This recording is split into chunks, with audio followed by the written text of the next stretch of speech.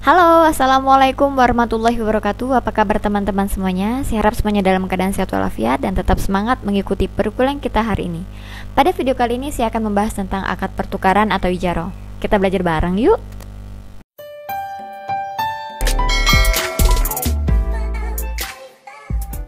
Pengertian ijaroh.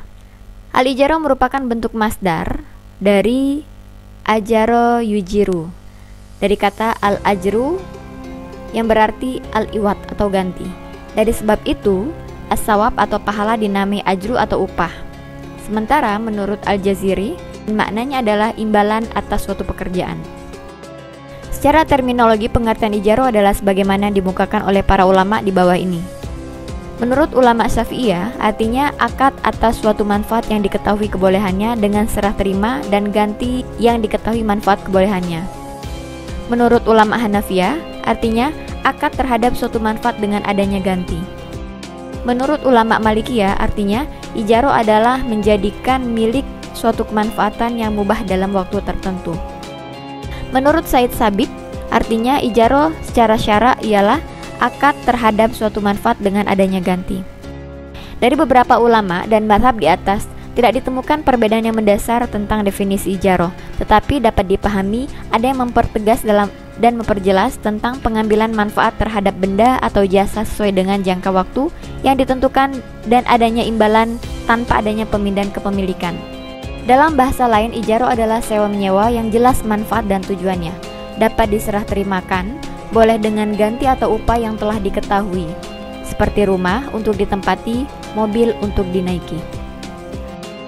Pemilik yang menyewakan manfaat disebut muajir atau orang yang menyewakan. Pihak lain yang memberikan sewa disebut mustajir atau orang yang menyewa atau penyewa. Dan sesuatu yang diakadkan untuk diambil manfaatnya disebut makjur atau sewaan. Sedangkan sebagai imbalan manfaat disebut ajron atau ujroh. B. Dasar hukum. Dasar-dasar hukum atau rujukan ijaroh adalah Al-Quran, hadis, dan ijma'. Yang pertama Al-Quran. Artinya, jika mereka menyusukan anak-anakmu untukmu, maka berikanlah upahnya. At-Tolak ayat 6. 2. Hadis. Para ulama mengemukakan alasan kebolehan ijaroh berdasarkan hadis yang diriwayatkan oleh Bukhari sebagai berikut. Artinya, dari Aisyah radhiyallahu anhu, ia menuturkan Nabi Muhammad SAW bersabda, dan Abu Bakar menyewa seorang laki-laki yang pintar sebagai penunjuk jalan dari Bani Adil, kemudian dari Bani Abdi bin Adi. Dia pernah terjerumus dalam sumpah perjanjian dengan keluarga Al-As bin Wa'il, dan dia memeluk agama orang-orang kafir Quraisy. Dia pun memberi jaminan keamanan kepada keduanya. Maka keduanya menyerahkan hewan tunggangan miliknya, seraya menjanjikan bertemu di Gua Sur sesudah 3 hari 3 malam. Ia pun mendatangi keduanya dengan membawa hewan tunggangan mereka pada hari malam ketiga. Kemudian keduanya berangkat ikut bersama keduanya Amir bin Fuhairah dan penunjuk jalan dari Bani Dil. Dia membawa mereka menempuh bagian bawah Mekah, yakni jalur pantai. Dalam hadis di atas dijelaskan bahwa Nabi menyewa orang musyrik saat darurat atau ketika tidak ditemukan orang Islam. Imam Bukhari tidak membolehkan menyewa orang-orang musyrik kecuali kondisi mendesak, seperti tidak didapatkan orang Islam yang ahli atau dapat melakukan perbuatan itu. Kemudian hadis riwayat dari Ibnu Abbas radhiyallahu anhu, ia berkata, artinya hadis dari Ibnu Tawus dari ayahnya Ibnu Abbas radhiyallahu anhu, dia berkata bahwa Nabi Muhammad SAW pernah mengupah seorang tukang bekam kemudian membayar upahnya. Hadis riwayat Bukhari.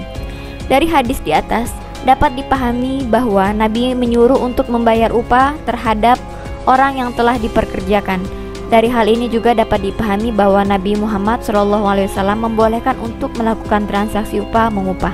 Dari Abdillah bin Umar, ia berkata Rasulullah SAW, berikan upah kepada pekerja sebelum keringatnya kering.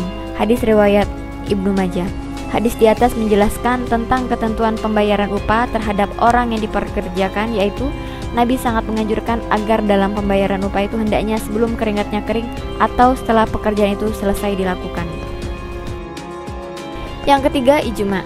Umat Islam pada masa sahabat telah berijma' bahwa ijaroh diperbolehkan sebab bermanfaat bagi manusia. Rukun dan syarat ijaroh. Menurut ulama Hanafiyah, rukun ijaroh adalah ijab dan qabul antara lain dengan menggunakan kalimat al-ijaroh, al-istijar, al-iktiro, dan al-ikro. Adapun menurut jumhur ulama, rukun ijaroh ada 3, yaitu al-akid, orang yang akad, mauqut alaih, ujroh dan manfaatnya. Yang ketiga, sigot akad. Al-akid, orang yang berakad harus balik, berakal dan tidak terpaksa atau didasari kerelaan dari dua pihak yang melakukan akad ijaroh tersebut. Mauqut alaih, ujroh di dalam akad ijaroh harus diketahui baik dengan langsung dilihat ataupun disebutkan kriterianya secara lengkap, semisal Rp100.000. Adapun manfaat adalah barang yang disewakan harus mutakawamah, bernilai secara syariat, maklum, mampu diserahkan, manfaat dirasakan oleh pihak penyewa, manfaat yang diperoleh pihak penyewa bukan berupa barang. B. Mengetahui manfaat dengan sempurna barang yang diakadkan sehingga mencegah terjadinya perselisihan. C. Pemanfaatan benda dibolehkan menurut syarak. D. Objek transaksi akad itu barangnya dapat dimanfaatkan kegunaannya menurut kriteria dan realita. 3. Sigot akad.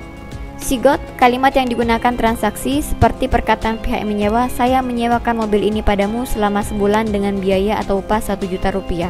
Penyewa menjawab, saya terima. Sebagaimana transaksi-transaksi yang lain di dalam ijaroh juga disyaratkan sigot dari pihak penyewa dan pihak yang menyewakan dengan bentuk kata-kata yang menunjukkan terhadap transaksi ijaroh yang dilakukan sebagaimana contoh di atas. D. Aplikasi ijaroh dalam perbankan syariah. Akad-akad yang dipergunakan oleh perbankan syariah di Indonesia dalam operasinya merupakan akad-akad yang tidak menimbulkan kontroversi yang disepakati oleh sebagian besar ulama dan sudah sesuai dengan ketentuan syariah untuk diterapkan dalam produk dan instrumen keuangan syariah. Akad-akad tersebut meliputi akad-akad untuk pendanaan, pembiayaan, jasa produk, jasa operasional, dan jasa investasi. Berdasarkan Undang-Undang Nomor 21 Tahun 2008 tentang Perbankan Syariah, pada penjelasan pasal 19 huruf F, akad ijaroh merupakan akad penyediaan dana dalam rangka memindahkan hak guna atau manfaat dari suatu barang atas jasa berdasarkan transaksi sewa, tanpa diikuti dengan pemindahan kepemilikan barang itu sendiri. Berdasarkan SOP yang disampaikan oleh Bank Syariah, tahapan pelaksanaan ijaroh adalah sebagai berikut. Pertama, adanya permintaan untuk menyewa barang tertentu dengan spesifikasi yang jelas oleh nasabah kepada Bank Syariah. Kedua, wa'ad antara bank dan nasabah untuk menyewa barang dengan harga sewa dan waktu sewa yang disepakati. Ketiga, Bank Syariah mencari bahwa barang yang diinginkan untuk disewa oleh nasabah. Yang keempat, Bank Syariah menyewa barang tersebut dari pemilik barang. Yang kelima, Bank Syariah membayar sewa di muka secara penuh. Yang keenam, barang diserah terimakan dari pemilik barang kepada Bank Syariah. Ketujuh, akad antara bank dengan nasabah untuk sewa. 8. Nasabah membayar sewa di belakang secara angsuran. 9. Barang diserah terimakan dari Bank Syariah kepada nasabah. 10. Pada akhir periode barang diserah terimakan kembali dari nasabah ke Bank Syariah yang selanjutnya akan diserah terimakan ke pemilik barang. 2. Ijarah Muntahiyah Bitamlik atau IMBT. Di atas telah disebutkan bahwa produk pembiayaan perbankan syariah berdasarkan akad sewa menyewa terdiri dari sewa murni dan sewa yang diakhiri dengan pemindahan hak kepemilikan atau dikenal dengan Ijarah Muntahiyah Bitamlik. Ijarah Muntahiyah Bitamlik atau IMBT pada dasarnya merupakan perpaduan antara sewa menyewa dengan jual beli. Semakin jelas dan kuat komitmen untuk membeli barang di awal akad, maka hakikat IMBT pada dasarnya lebih bernuansa jual beli. Namun, apabila komitmen untuk membeli barang di awal akad tidak begitu kuat dan jelas, walaupun opsi membeli tetap terbuka, maka hakikat IMBT akan lebih bernuansa ijaroh. Dari sisi ijaroh, perbedaan IMBT terletak dari adanya opsi untuk membeli barang dimaksud pada akhir periode. Sedangkan dari sisi jual beli, perbedaan IMBT terletak pada adanya penggunaan manfaat barang dimaksud terlebih dahulu melalui akad sewa atau ijaroh sebelum transaksi jual beli dilakukan.